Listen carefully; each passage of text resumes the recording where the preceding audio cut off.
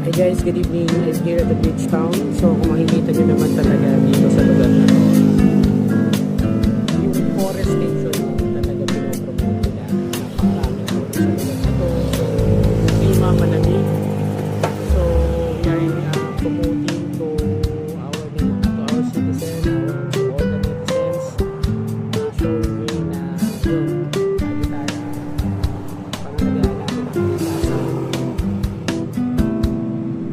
Then, ito rin na isang magandang spot. Maraming jogging, may develop, maraming kapatid. Maganda yung malamig ko. Malinis sa kalikasan. So, hopefully, sana dumami yung ganitong lugar.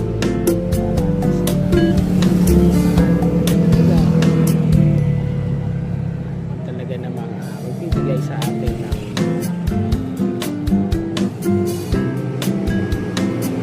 magandang pasyalan at ligtas. So kung makikita nyo, no, kahit maraming mga gusali sa lugar na to, talagang yung environment friendly na area.